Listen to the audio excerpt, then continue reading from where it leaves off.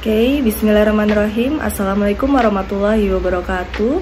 Saya ucapkan selamat datang kembali kepada teman-teman mahasiswa kelas ilmu komunikasi. Pada hari ini pertemuan kedua bersama saya, Miss Desi. Baik, sebelum masuk ke materi, ada beberapa hal yang perlu saya sampaikan dan pertegas kembali. Bahwa per hari ini, yaitu pertemuan kedua sampai pertemuan berikutnya, sampai beberapa waktu ke depan, kita akan mengalihkan metode pembelajaran ke asinkronus atau tidak langsung. Dalam hal ini adalah teman-teman nanti akan belajar mandiri, tapi alurnya sama seperti yang sudah kemarin saya sampaikan melalui Google Meet ya. Jadi nanti teman-teman akan belajar mandiri. Tetap untuk presentasi kelompok, teman-teman melakukan rekaman presentasi dengan kelompoknya saja. Sedangkan segala bentuk diskusi, pertanyaan, dan jawaban dari teman-teman lain yang mungkin tidak presentasi bisa dilakukan di kolom komentar di Google Classroom atau di WhatsApp Group. Nanti untuk tools atau alatnya mau di Google Classroom atau WhatsApp, kita bisa sesuaikan sesuai dengan kondisi kedepannya, seperti itu ya. Baik, teman-teman mahasiswa semuanya, di awal pertemuan kita juga sudah membahas terkait dengan presentasi kelompok. Diharapkan teman-teman sudah memiliki kelompoknya masing-masing, dibantu oleh penanggung jawab koordinator kelas kita kemarin.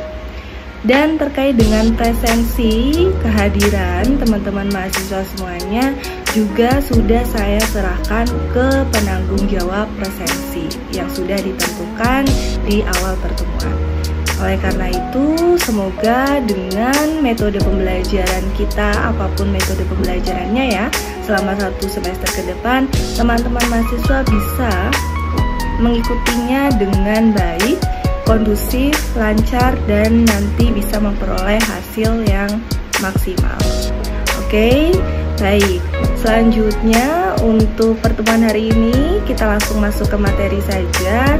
Kita akan membahas tentang definisi, ruang lingkup, sejarah, dan pentingnya kita belajar ilmu komunikasi. Baik, pembelajaran akan kita mulai. Teman-teman silahkan atur posisi belajarnya sendiri ya, sekiranya nyaman dan kondusif mendengarkan materi presentasi dari saya di pertemuan kedua. Tonton videonya sampai akhir dan setelah itu mari kita diskusikan di kolom komentar Google Classroom. Dan jika ada kuis nanti, teman-teman bisa menuliskan format nama, NIM, dan juga jawaban teman-teman gitu ya. Dan yang belum follow Instagram kelas ilmu komunikasi, silahkan di follow karena di sana bakal ada pretest untuk kelas ilmu komunikasi agar lebih fun dan menyenangkan tentunya, dan juga lebih mudah gitu ya. Terima kasih teman-teman, selamat menyaksikan video pembelajaran pada pertemuan hari ini dan tetap semangat belajar. Baik, kita langsung masuk ke materi pertemuan kedua. Seperti rencana pembelajaran yang sudah saya sampaikan minggu lalu, hari ini kita akan membahas kajian materi tentang definisi, ruang lingkup, sejarah, dan pentingnya kita belajar ilmu komunikasi. Sebagai mata kuliah dasar dan wajib, tentu teman-teman diharapkan dapat mengikuti mata kuliah ini dengan baik sampai akhir nanti ya. Karena mata kuliah ini juga sebagai mata kuliah prasyarat untuk mengikuti beberapa mata kuliah komunikasi praktis lainnya di semester depan. Selanjutnya, sebagai pengantar untuk pertemuan kedua ini, saya akan membawakan materi dengan judul teori, komunikasi, dan juga manusia. Bagaimana keterikatan di antara ketiganya. Seperti itu. Perlu saya ingatkan kembali bahwa tujuan belajar di pertemuan kedua ini adalah diharapkan kalian mampu untuk memahami dan menjelaskan definisi dan ruang lingkup komunikasi secara umum ya. Ini juga nanti akan saya sampaikan beberapa poin-poin materi yang akan mengantarkan teman-teman ya untuk presentasi sesuai dengan kelompoknya masing-masing mulai dari minggu depan. Lanjut, nah ini dia sumber referensi yang saya ambil untuk materi pertemuan kedua hari ini. Jadi minggu lalu saya juga sudah merekomendasikan beberapa buku referensi ya kepada teman-teman. Diharapkan kalian sudah punya bukunya, karena buku itu nantinya akan penting sebagai pegangan belajar kalian sebagai anak komunikasi ya, terutama ketika nanti di akhir, bahkan ketika kalian akan melakukan kajian penelitian di keilmuan komunikasi. Maka diharapkan teman-teman memiliki at least satu buku ya tentang komunikasi yang ditulis oleh pakar-pakar komunikasi yang selama ini sudah mengkaji secara teoritis. Oke, jadi hari ini saya mengambil sumber dari buku Ruswandi tahun 2009 dan juga Prof. Dedi Mulyana di tahun yang sama dengan judul yang sama juga, Ilmu Komunikasi. Dan yang terakhir saya juga mengambil referensi dari Dr. Yasir tahun 2015 berjudul Pengantar Ilmu Komunikasi, Sebuah Pendekatan Kritis dan Komprehensif. Kita lanjut. Minggu lalu saya sering menyebut istilah fenomena ya. Fenomena itu sebenarnya apa sih? Jadi saya sampaikan ya bahwa fenomena secara epistemologis adalah sebuah peristiwa ya, sebuah peristiwa, kejadian yang sering kita jumpai, bahkan bisa kita jumpai di kehidupan kita sehari-hari gitu ya, yang bisa diambil berdasarkan pengalaman, ide, pikiran, atau mungkin gagasan dari sudut pandang atau paradigma tertentu gitu ya, yang bisa kita kaji secara ilmiah. Dalam hal ini kita akan membahas beberapa fenomena di dunia ilmu komunikasi. Tentu banyak sekali fenomena-fenomena yang bisa kita kaji dalam sudut pandang ilmu komunikasi ya. Contohnya seperti fenomena budaya pada sebuah film. Pasti teman-teman sudah tahu film Tilik ya, dari Jogja, yang perannya salah satunya yang sangat terkenal adalah Bu Tejo. Beberapa peran lainnya juga cukup terkenal, banyak dibahas oleh para pakar juga di Twitter, di Instagram ya, bahkan TikTok. Ini menjadi sangat fenomenal gitu ya, dan juga viral gitu di media sosial beberapa waktu lalu. Selanjutnya ini adalah contoh fenomena komunikasi juga yang diambil dari komunikasi organisasi. Bagaimana komunikasi itu menghandling sebuah isu atau krisis ya di sebuah perusahaan. Contohnya ini adalah salah satu klarifikasi CEO Eger nih. Pasti teman-teman tidak asing ya kalau misalkan update di Twitter juga, atau di Instagram juga, atau mungkin di YouTube ya sebagai media klarifikasinya terkait dengan adanya surat cinta keberatan Eger dari internal perusahaan Adventure Eger itu sendiri. Nah itu ya. Kemudian selanjutnya, nah ini adalah global trend terkait dengan pop culture ya, sebuah budaya yang cukup populer di tengah K-pop nih, para K-pop nih. Siapa nih yang K-pop? Pasti ada ya. Sudah tahu ada film Startup dan juga Penthouse nih beberapa episode. Saya tidak terlalu mengidam-idamkan Korea banget gitu ya. Cuma ini sangat menarik untuk dikaji juga dalam sudut pandang atau dalam perspektif ilmu komunikasi, khususnya pada dunia perfilman di kancah global gitu ya, baik itu Korea, global, Bollywood atau mungkin Hollywood seperti itu. Kemudian, nah ini adalah dari sisi salurannya, misal media use ya, penggunaan media untuk teman-teman yang minggu lalu sudah perkenalan. Banyak juga nih yang ingin jadi dai ya, atau ulama. Nah, banyak juga para ulama kita ya, para dai ya, seperti Hanan Attaqi, pasti teman-teman sudah tahu, dan juga Abi Quraish Shihab juga menggunakan media sosial ya, yaitu YouTube gitu sebagai saluran media untuk menyampaikan pesan keagamaan ya, ilmu keagamaan dan juga keislaman. Dan contohnya seperti Dakmah Taiman, digital dakwah, dan lain sebagainya. Ini adalah sebuah kajian fenomena di dunia penggunaan media sosial yang menarik untuk dilihat dari sudut pandang komunikasi. Nah, itu dia pentingnya fenomena bagi kita ya, anak komunikasi, sebagai pendamping bagaimana kita mengkaji fenomena tersebut dari sudut pandang ilmu komunikasi. Nah, makanya itu dia pentingnya belajar komunikasi dan juga teorinya. Banyak sekali fenomena-fenomena yang mungkin viral dan sering terlewatkan karena kita merasa bahwa fenomena itu hanya sekedar konten gitu ya. Padahal kalau misalnya kita tahu teorinya, kita tahu bagaimana kita mengkaji dengan paradigma dan sudut pandang komunikasi, tentu fenomena itu menjadi sebuah kajian yang menarik untuk ditelisik lebih dalam lagi gitu ya. Setelah mengapa ada yang bilang if you don't know communication, so then you don't know anything gitu ya teman-teman semuanya. Nah, ini adalah contoh ilustrasi sederhana bagaimana proses komunikasi itu berjalan gitu ya. Pasti teman-teman mengira di awal bahwa komunikasi itu hanya sekedar public speaking ya, berbicara di depan umum, atau sekedar hanya menyampaikan pesan saja, udah selesai gitu. Yang penting kita bisa pandai ngomong, itu bisa disebut dengan komunikasi. Padahal lebih dari itu ya, komunikasi bukan hanya berhenti pada pesan atau informasi saja, tapi juga pada pemaknaan. Dan esensi lebih lanjutnya, komunikasi juga diharapkan prosesnya nanti sampai pada perubahan perilaku ya, atau behavioral, perubahan sikap dan juga perilaku. Nah, ini contohnya di sebelah kiri teman-teman di layar, ada sebuah obrolan ya di chat WhatsApp gitu. Misal teman-teman dan juga doi gitu ya, atau gebetan atau yang lain yang biasanya dalam penyampaian pesannya nggak pernah singkat, tapi kok tiba-tiba menjadi singkat. Pasti teman-teman akan berpikir macam-macam makna dari dibalik pesan itu. Bisa jadi dia kecewa, bisa jadi dia marah, atau bisa jadi dia juga sedih dengan sikap kalian yang sebelumnya dilakukan gitu. Dan contoh lainnya, ilustrasi lainnya nih, misal di sebelah kanan teman-teman ya, ada tanda setengah love gitu ya, setengah tangan yang membentuk tangan yang membentuk setengah love, dan sebelahnya ada tanda tanya gitu. Mungkin ini adalah sebuah komunikasi nonverbal yang bagi kalian yang nggak tahu akan memberikan respon yang berbeda. Harapannya kan satu tangan membentuk atau melengkapi tangan yang ada di sebelah kiri tadi ya, sehingga membentuk love yang sempurna.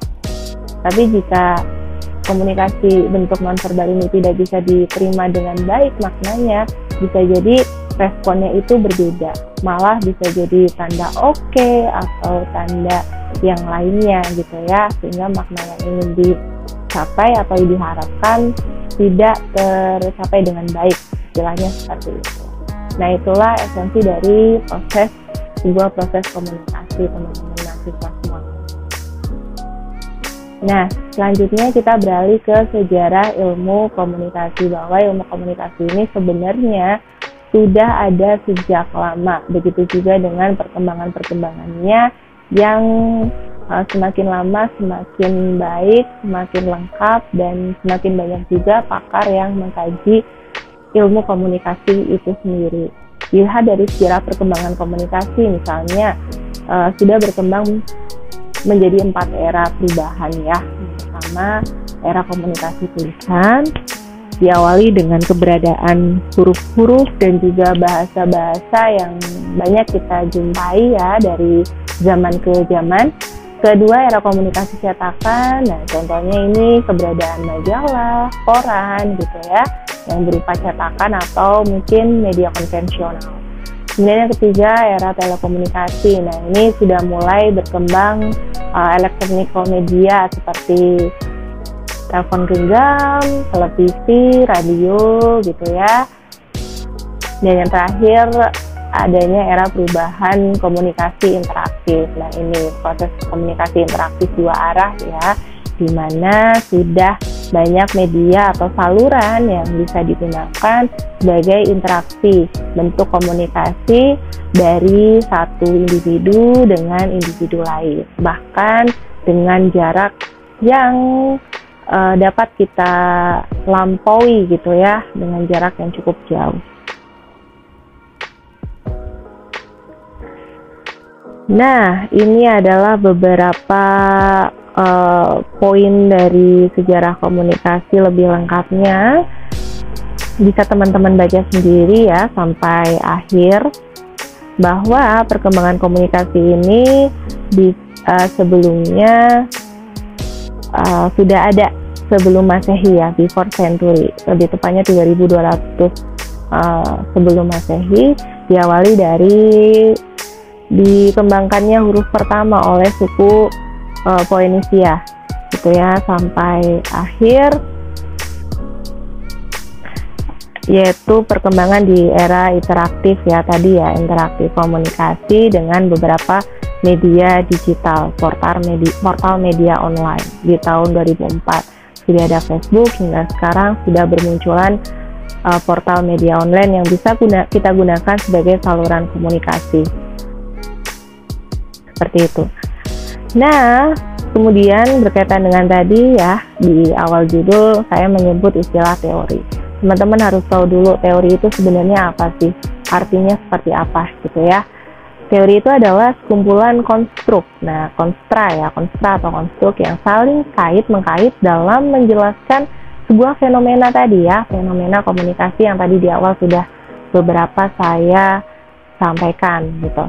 Jadi ada beberapa indikator penting ya dalam membentuk sebuah teori. Pertama adalah konsep. Konsep ini adalah generalisasi hal-hal yang bersifat abstrak dan juga dapat diamati. Jadi kita generalisir nih, misal hijau, merah, kuning, itu adalah kita sebut ya, kita sebut sebagai warna, seperti itu. Nah, itu adalah contoh konsep. Jadi hal-hal abstrak yang kita bisa amati dan juga kita bisa generalisasikan gitu. Kemudian yang kedua adalah konstruk ya. Konstruk ini adalah konsep yang dapat diukur gitu ya. Inilah sebenarnya bagian dari sebuah teori gitu ya. Bagaimana misal tinggi, pendek, atau mungkin banyak, dikit gitu ya. Misal dalam dunia penggunaan media nih, intensitas penggunaan media Facebook gitu ya, misal jumlah pengguna Facebook. Jadi hal-hal yang memang bisa diukur gitu, dan bagian dari teori. Dan yang terakhir adalah variabel. Variabel ini adalah konstruk yang diberi variasi nilai gitu ya. Tadi kita menyebut contoh konstruk adalah misal tinggi ya, tinggi dan rendah. Nah, ini ketika sudah sampai kepada variabel, maka sudah dilakukan sebuah kajian penelitian. Jadi, misal suatu benda bisa dikatakan tinggi, misal ketika dia lebih dari 500 meter gitu. Atau mungkin benda dikatakan rendah jika dia di bawah 500 meter, misal contohnya seperti itu. Jadi sudah melewati kajian penelitian dan jelas gitu ya, sudah diberi variasi nilai. Nah, itu yang disebut dengan variabel. Setelah kita ketahui tentang komunikasi teori ya, maka selanjutnya kita perlu mengkaji apa itu ilmu komunikasi. Jadi ilmu komunikasi ini adalah ilmu pengetahuan antar sesama manusia ya, kita batasi. Jadi kita batasi bahwa ilmu komunikasi yang kita bahas hari ini ya komunikasi antar manusia. Tapi bukan berarti hewan, kemudian tumbuhan, atau mungkin entitas lain makhluk hidup gitu ya tidak bisa berkomunikasi. Bisa berkomunikasi, tapi tentu berbeda gitu ya. Dalam Islam pun manusia ini adalah makhluk yang paling sempurna ya, diberi akal gitu ya untuk berpikir.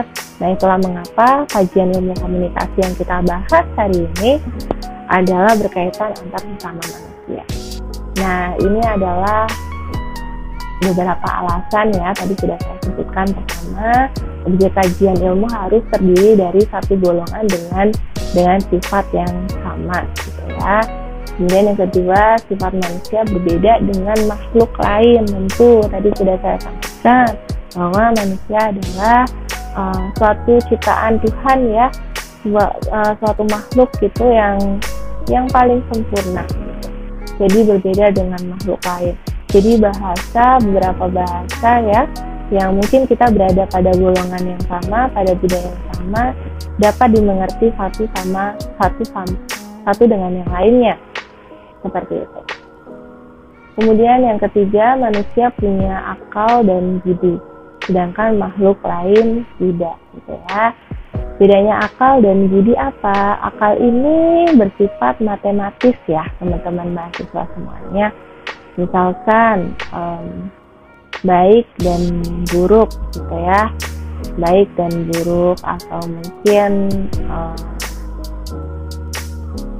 tinggi ya tadi ya, kayak tinggi dan rendah dan sebagainya. Jadi ada ukuran matematisnya. Sedangkan budi ini tidak diukur secara matematis, tapi lebih ke benar salah gitu ya. Kadang yang kita anggap benar belum tentu benar di mata orang lain gitu. Jadi itulah perbedaan akal dan budi, teman-teman semuanya. Berbeda dengan makhluk yang lain ya. Makhluk yang lain tentu tidak memiliki akal dan budi. Yang terakhir adalah ilmu pengetahuan adalah hasil penggunaan akal dan budi manusia itu sendiri. Seperti itu selebihnya. Nah, kita lanjut ke pengertian komunikasi itu sendiri. Jadi sampai saat ini banyak definisi dari ilmu komunikasi ya, dari para pakar yang berbeda-beda gitu. Jadi tidak ada pengertian ilmu komunikasi yang mutlak berdasarkan perkembangannya gitu. Itulah kenapa ilmu komunikasi ini termasuk dalam ilmu sosial yang bersifat multidisipliner. Jadi kita tidak bisa belajar komunikasi dengan tanpa melibatkan keilmuan yang lain gitu ya. Tentu ketika kita mengkaji sebuah kajian teoritis seperti itu atau dengan fenomena dan kejadian gitu ya, kita membutuhkan kajian dari bidang keilmuan lain seperti dari antropologi, kemudian misal dari sudut pandang bahkan ekologi ya, biologi seperti itu, ilmu sosial. Nah itu sangat penting gitu ya, agar esensi dari ilmu komunikasi itu bisa kita bangun secara komprehensif gitu, secara lengkap seperti itu. Nah, hingga saat ini bahkan terdapat 126 definisi komunikasi, bahkan lebih gitu ya. Ini hanya menurut salah satu pakar saja, yaitu Frangens and Carlson tahun 76. Saya ambil dari bukunya Prof. Dedi Maulana. Dari 126 definisi yang ia temui, ia kemudian kaji kembali dan dibagi menjadi beberapa dimensi dari ilmu komunikasi sebagai gap atau batasan dari definisi ilmu komunikasi. Pertama ada level of observation. Jadi komunikasi itu hanya sekedar observasi saja. Si Frangens and Carlson ini membatasi komunikasi secara luas dan juga secara sempit dalam level of observation ini, gitu ya. Secara luas misalnya komunikasi ini digunakan untuk menghubungkan satu dunia dengan dunia lain, gitu ya. Itu adalah definisi yang sangat luas sekali, gitu ya. Kemudian secara sempitnya, komunikasi ini adalah sebagai media untuk menyalurkan pesan antar individu saja, gitu ya. Misal dulu gitu ya, ketika dia meneliti hanya sebagai menyalurkan pesan antar militer gitu ya, seperti itu. Nah itu adalah pengertian ilmu komunikasi di level observasi yang sempit menurut Frangens dan juga Carlson di tahun 76 pada saat itu.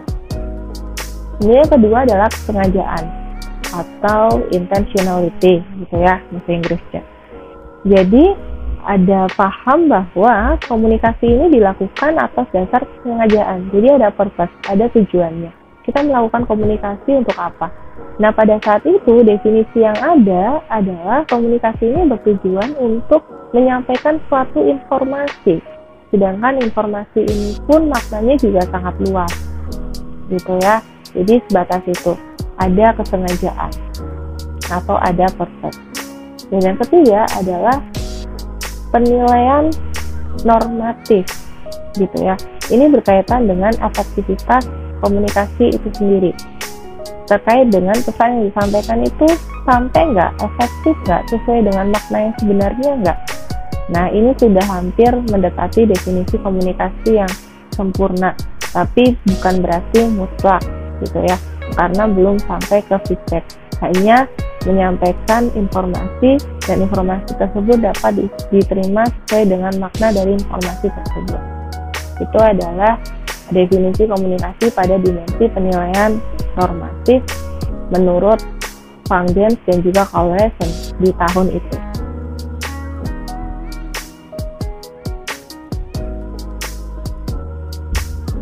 Nah, oleh karena itu, kemudian John Fitz membagi dua pandangan kelompok dalam mendefinisikan komunikasi. Nah, ini teman-teman bisa baca detailnya di layar ya. Intinya adalah komunikasi sebagai transmisi, di mana pengirim dan penerima gitu ya, pengirim dan penerima mengirim pesan itu dengan cara yang seperti apa, dengan bagaimana gitu ya.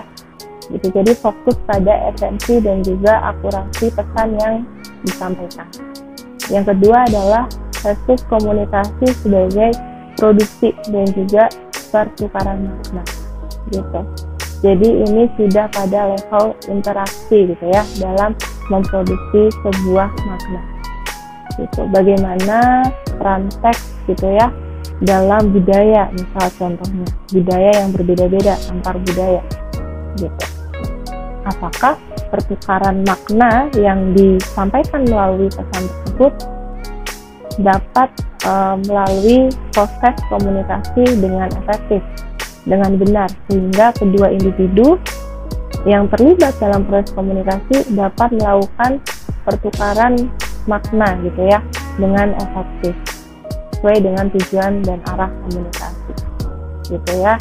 Jadi keduanya ini perbedaannya adalah pada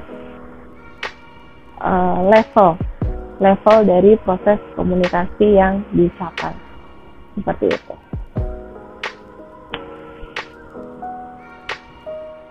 Nah, dari beberapa definisi ya yang tadi sudah disampaikan dan juga pengelompokan definisi komunikasi oleh John Fitz tadi, maka dapat ditarik beberapa poin ya, beberapa karakteristik komunikasi. Pertama, komunikasi as a process, sebagai proses ya. Bagaimana suatu individu itu melakukan komunikasi dengan orang dari yang tadinya tidak kenal menjadi kenal, kemudian naik level ya, menjadi teman menjadi sahabat menjadi pacar menikah, menjadi suami istri gitu ya. Jadi as a proses dalam hal hubungan gitu ya, hubungan manusia ya, keterikatan hubungan manusia. Kemudian yang kedua adalah komunikasi itu merupakan upaya disengaja dan memiliki tujuan gitu ya, ada purpose di sana gitu, ada tujuannya. Misal kamu ingin lulus skripsi, maka tentu kamu harus melewati proses bimbingan dengan dosen pembimbing kalian gitu ya. Oleh karena itu, untuk mencapai tujuan lulus skripsi itu ya teman-teman mahasiswa harus menghubungi dosen pembimbing kalian gitu ya, harus melewati proses bimbingan, ketemu gitu. Nah, itu adalah salah satu contoh bahwa komunikasi itu memiliki tujuan tertentu gitu ya, dan untuk bisa mencapai tujuan tersebut secara efektif. Kemudian yang ketiga adalah komunikasi menuntut partisipasi dan juga kerjasama.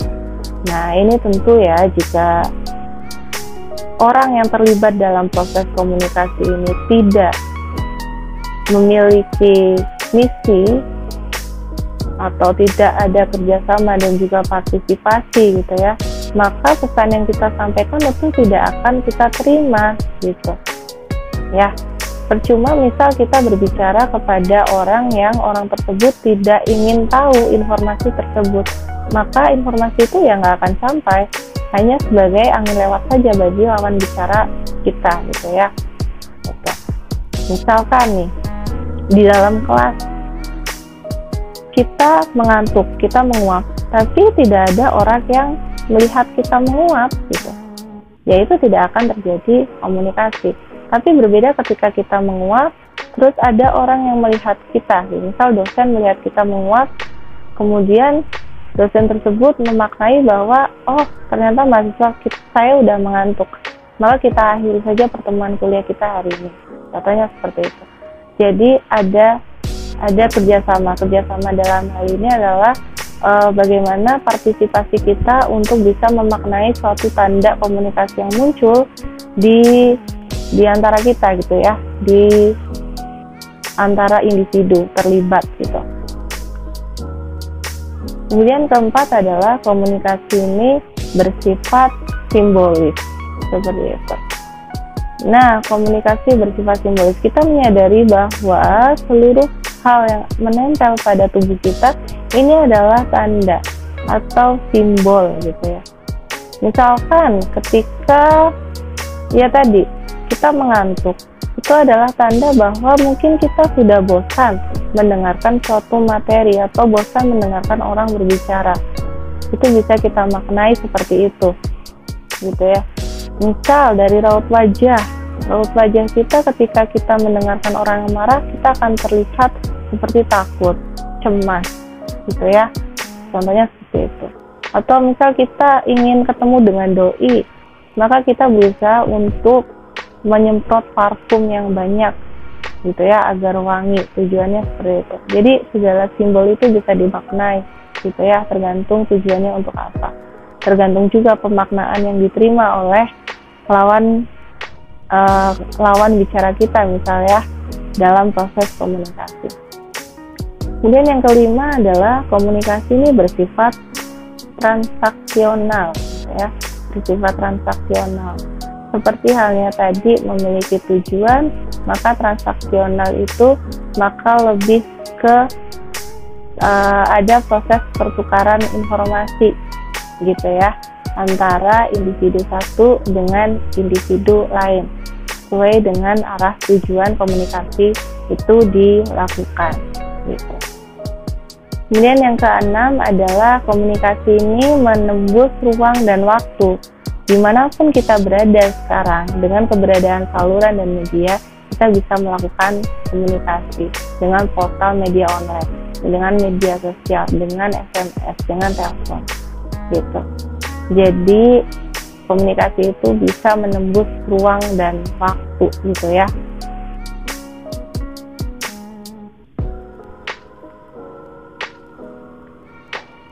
Nah, ini adalah tambahan pengertian komunikasi menurut dua pakar gitu ya, Westerners dan juga Trenholm dan Jensen gitu.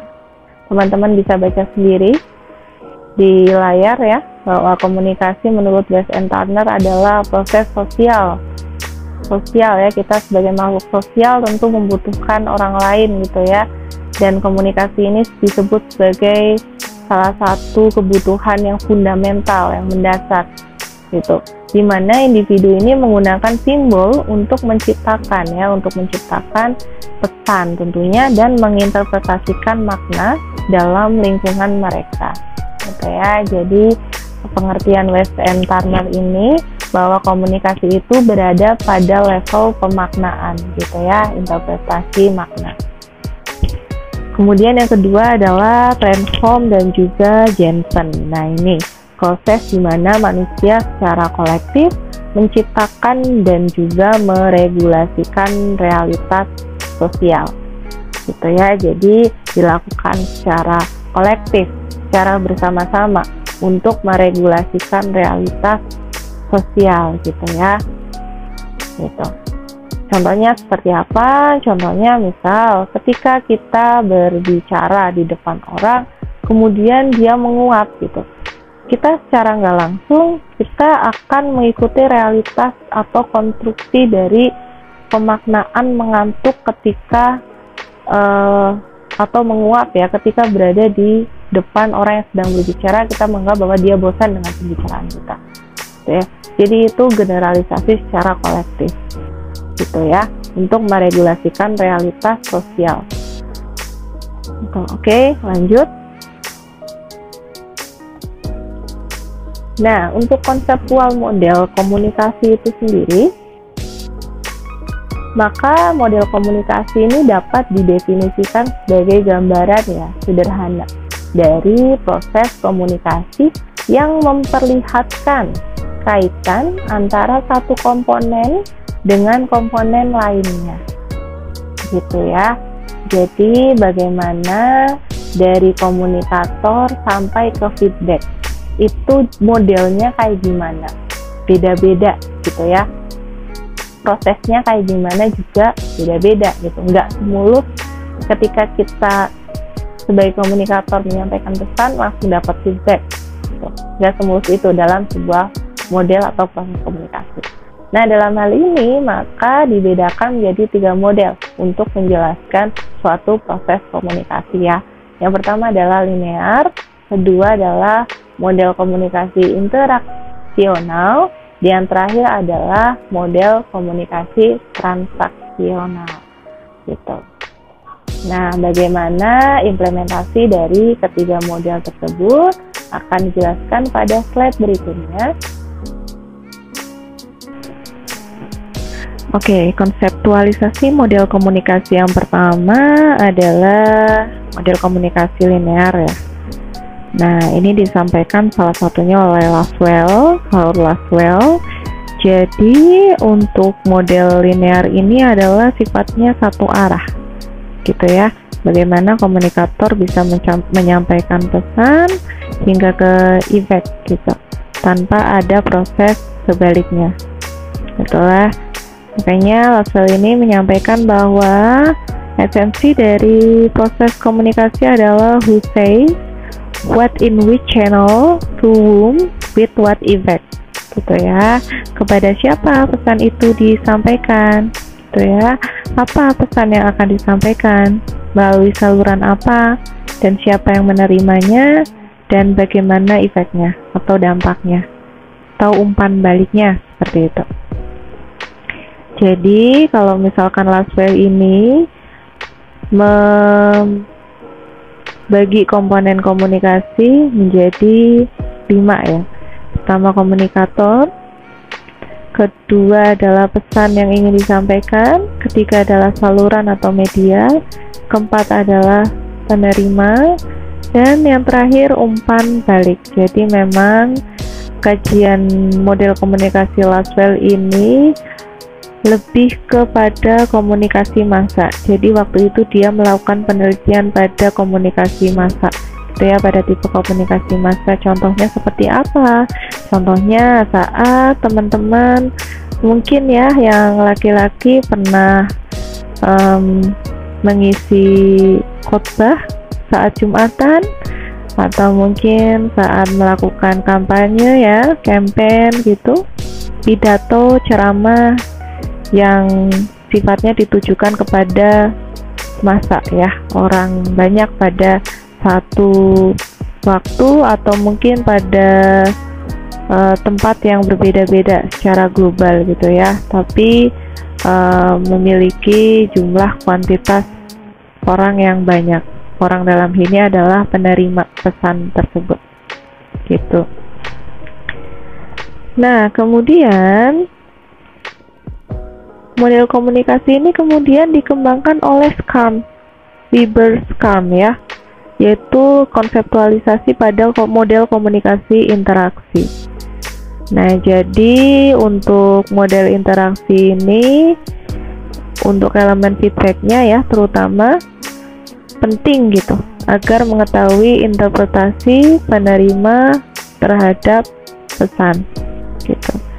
Jadi untuk model komunikasi interaksi Schramm ini masih bisa terjadi interaksi antara komunikator sebagai pengirim dan juga penerima, tapi tidak bisa secara interaktif bersama-sama dalam waktu yang bersamaan gitu ya, proses pertukaran informasi tersebut dalam arti gantian gitu ya.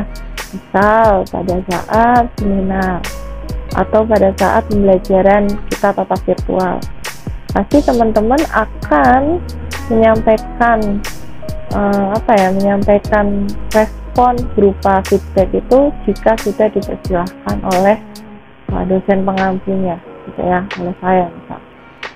Atau misal saat seminar ya ketika dipersilakan oleh moderator atau mungkin pemateri untuk bertanya, gitu.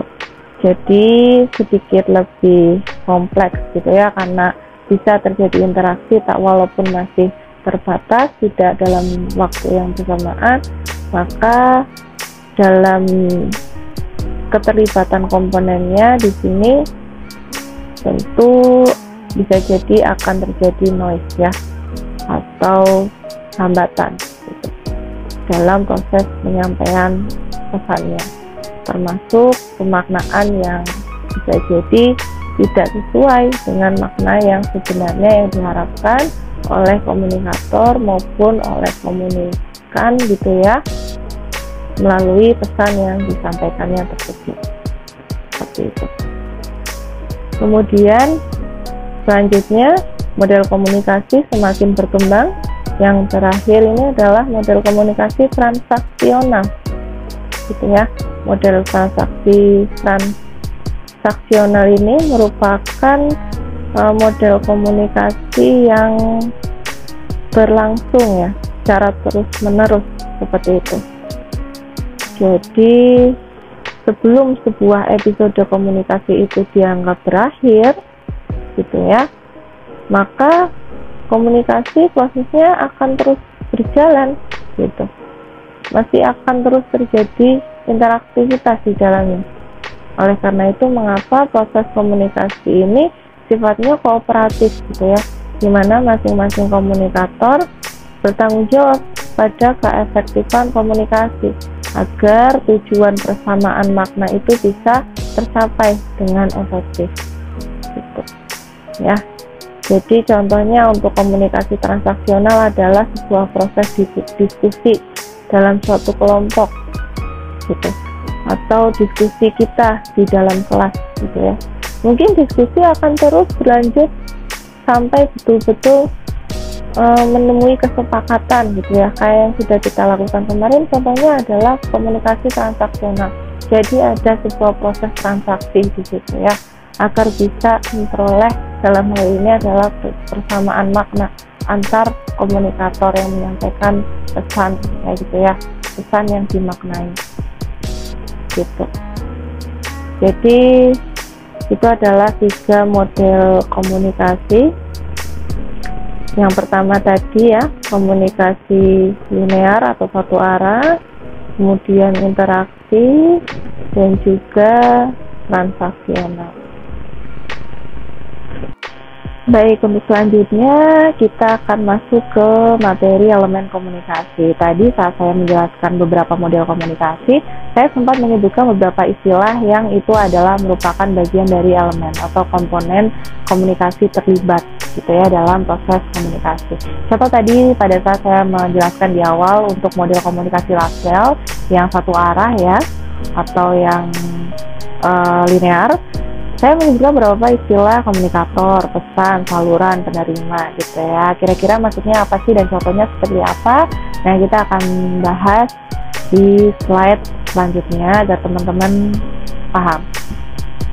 Pertama adalah komunikator. Komunikator di sini maksudnya adalah orang yang menyampaikan suatu pesan. Itu orang dalam hal ini tentu manusia yang memiliki akal dan budi ya, menyampaikan suatu pesan untuk motif komunikasi tertentu, itu pada jalannya proses komunikasi. Nah, komunikator ini nanti hubungannya kepada komunikan. Jadi komunikator ini bisa dilakukan oleh satu orang. Nah, satu orang ini nanti bisa ditujukan ke banyak orang maupun ke massa, gitu. Contohnya nih, saya saat ini sedang melakukan perekaman pembelajaran untuk nantinya dikirimkan oleh kalian yang saat ini mungkin sedang menonton video rekaman saya, gitu. Nah, ini saya dilakukan satu orang untuk banyak orang, gitu ya, yang tentu memiliki purpose, motivasi komunikasi yang sama, motif komunikasi yang sama, yaitu ingin mempelajari mata kuliah ilmu komunikasi. Seperti itu. Yang kedua adalah komunikator hubungannya dengan komunikan, yaitu pada banyak orang atau pada suatu kelompok yang homogen, heterogen maupun dalam suatu organisasi. Yang homogen ini maksudnya adalah kumpulan suatu individu dalam kelompok yang dia memiliki ikatan emosional yang sama. Contohnya misal pada suatu kelompok belajar gitu ya, kemudian kedua geng sekolah seperti itu ya, atau geng main. Selanjutnya misal contohnya dalam keluarga. Jadi mayoritas memiliki ikatan emosional yang hampir sama gitu ya, ikatan emosional yang hampir sama. Kemudian yang kedua adalah heterogen. Nah, heterogen ini adalah cenderung pada kelompok yang besar, seperti di publik gitu ya. Banyak individu pada suatu kelompok yang dia tidak memiliki ikatan emosional yang sama, seperti itu. Yang ketiga adalah organisasi. Nah, organisasi ini tentu suatu kelompok yang memang sudah terstruktur ya. Dia memiliki tujuan dalam hal kerjasama dan juga memiliki pembagian tugas. Contohnya pada suatu perusahaan ya, contoh LSM, yayasan, untuk yang motif ideal, dan juga untuk motif komersial, contohnya di perseroan terbatas gitu ya, di perusahaan-perusahaan. Yang terakhir adalah komunikasi yang komunikator pada proses suatu komunikasi yang namanya komunikasi massa. Nah, ini hubungannya dengan komunikan, yaitu memiliki kuantitas yang banyak dan juga pada suatu peristiwa gitu ya, peristiwa yang sama dan pada waktu yang sama juga gitu. Contohnya seperti apa? Contohnya ketika Presiden kita Bapak Joko Widodo pada beberapa waktu lalu beberapa kali sering muncul nih di akun Instagramnya atau mungkin di televisi dan beberapa portal media online untuk menginformasikan perpanjangan PPKM. Nah, ini tentu motif komunikasinya adalah agar kita sebagai masyarakat yang memang berada pada peristiwa yang sama, yaitu peristiwa PPKM ya, peristiwa pembatasan untuk pandemi COVID seperti itu, dan pada waktu yang sama pada lingkup di Indonesia tahu akan adanya informasi perpanjangan PPKM tersebut seperti itu. Jadi dilakukan atau ditujukan kepada kuantitas masyarakat gitu ya, kelompok masyarakat yang banyak sekali, yang banyak gitu. Selanjutnya yaitu pesan. Nah, pesan ini adalah hal yang sangat penting ya pada proses komunikasi. Bahkan kalau nggak ada pesan ya nggak akan terjadi proses komunikasi. Sebenarnya pesan ini adalah suatu informasi. No information, no communication gitu ya. Pesan ini tentu bersifat abstrak, jadi masih dalam bentuk abstrak, belum pada tahap atau level interpretasi makna pada pesan tersebut. Pesan ini dilakukan oleh komunikator yang disampaikan dalam rangka untuk mewujudkan motif komunikasi. Nah, karena pesan ini bersifat abstrak, maka itulah gitu ya pentingnya kita mengetahui suatu realitas yang sudah terkonstruksi di lingkungan masyarakat secara sosial gitu ya, di society gitu. Kira-kira makna suatu pesan itu artinya maksudnya apa sih? Seperti itu ya. Gitu. Contohnya ya lambang ketika kita mengangguk itu ya menganggap bahwa artinya iya gitu ya, setuju gitu. Kalau kita menggeleng-gelengkan kepala ya artinya tidak setuju. Nah, itu adalah lambang suatu pesan yang sudah terkonstruksi di tengah masyarakat bahwa maknanya memang seperti itu. Nah, pesan ini dibagi menjadi tiga hal gitu. Pertama adalah dilihat dari bentuk pesannya. Bentuk pesannya ini tadi bisa verbal ya, berupa kata-kata itu, dan non-verbal. Non-verbal ini yang tadi contohnya secara tidak langsung berupa segala sesuatu yang menempel pada tubuh kita, itu adalah salah satu contoh komunikasi non-verbal ya, berupa simbol atau tanda yang bisa dimaknai. Kemudian juga gerakan tangan, gerakan kepala, beberapa gerakan itu juga menandakan komunikasi atau bentuk pesan non-verbal gitu. Kemudian yang kedua adalah makna pesan. Nah, untuk makna pesan ini bisa jadi pesan yang disampaikan itu adalah makna yang sebenarnya, bisa diinterpretasikan sebagai makna yang sebenarnya atau denotatif, atau bisa bersifat konotasi atau makna yang tidak sebenarnya gitu ya. Itulah mengapa ketika kita baru mendapatkan pesan ya kita bertabayun, kira-kira pesan tersebut sesuai dengan makna yang memang ingin disampaikan oleh komunikator. Seperti itu ya, dalam Islam pun ketika kita menerima sebuah informasi, ya kita diwajibkan untuk bertabayun gitu ya, memastikan kebenaran dari suatu informasi tersebut agar makna yang didapatkan benar-benar dengan bermakna sebenarnya, seperti itu gitu ya, agar tidak terjadi hoax gitu ya, menghindari hoax dan juga menghindari fitnah atau hal-hal buruk yang tidak diinginkan. Ini yang ketiga adalah dari cara penyajian pesannya. Nah, cara penyajian pesan ini bisa dilihat dari struktur penyajian pesan tersebut, seperti itu. Nah, untuk komponen-komponen ini nanti akan dijelaskan lebih lanjut pada pertemuan-pertemuan selanjutnya oleh kalian gitu ya, yang akan mempresentasikan itu. Ini sebagai pengantar. Kemudian selanjutnya adalah saluran. Nah, saluran ini tentu adalah media atau perantara untuk komunikator menyampaikan pesan tersebut sampai ke komunikannya, gitu ya. Jadi harus ada medianya nih. Walaupun kita sekarang sedang melakukan komunikasi, bisa berjalan lancar karena ada media secara virtual ini, gitu ya. Saya ada handphone, saya bisa merekam, saya bisa mengirim pesan karena ada jaringan internet, seperti itu. Jadi bisa, walaupun kita berada di waktu yang berbeda, mungkin pada saat saya merekam video ini, tapi pesan itu bisa tetap tersampaikan kepada kalian, gitu ya, ketika saat menonton video ini, seperti itu. Nah, itu tadi, jadi pesan bisa dilakukan secara langsung ketika kita tatap muka ya, kemarin saat kita tatap virtual melalui media Google Meet, atau kita langsung ketika di kelas nanti kalau misalkan sudah normal ya. Dan kemudian dengan media, nah media ini bisa media massa dan juga media non massa. Nah, media massa itu ya contohnya ketika kita berorasi gitu ya, kita berorasi di depan publik gitu, atau dengan media digital gitu, media sosial, ketika kita live gitu ya, live di media sosial, itu adalah bentuk media juga. Nah, itu dia tadi beberapa komponen atau elemen komunikasi terlibat pada sebuah proses komunikasi.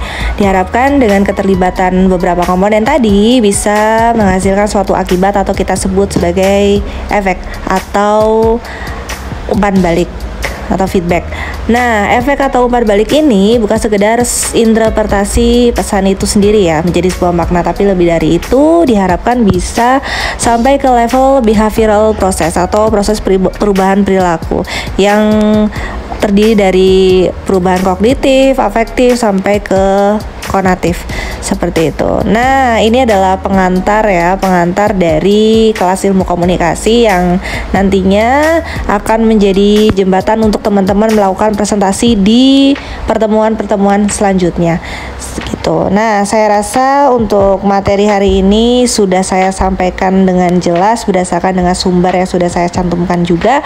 Silakan teman-teman tulis minimal 2 pengertian komunikasi menurut pakar atau ahli lain yang kalian ketahui.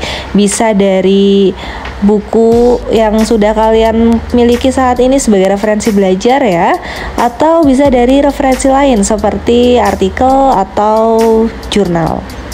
Seperti itu, silakan tulis di kolom komentar di mana konten video pembelajaran ini diposting ya, dengan format nama, NIM kalian dan juga jawaban kalian. Untuk kuis ini ada poinnya sebesar 10 poin. Jadi silakan manfaatkan keaktifan kalian di kolom komentar Google Classroom. Silahkan. Dan selanjutnya saya ingatkan kembali untuk tugas minggu depan. Jadi minggu depan teman-teman sudah masuk pertemuan ketiga, jadi sudah presentasi kelompok ya. Silahkan teman-teman yang sudah punya kelompoknya mempersiapkan bahan presentasi, terutama yang akan presentasi minggu depan. Silakan siapkan bahan presentasi berupa PowerPoint dan diunggah di folder tugas kelompok bahan presentasi yang sudah saya siapkan di Google Classroom. Nah, kemudian bahan presentasi tersebut tetap kalian presentasikan dengan cara direkam, baik dengan cara seperti ini ya, direkam secara bergantian dengan anggota kelompok kalian, atau misal kalian yang beranggotakan 2 atau 3 orang satu kelompok itu melakukan live bareng di Google Meet atau di Zoom, kemudian direkam gitu ya, gimana caranya sekreatif kalian.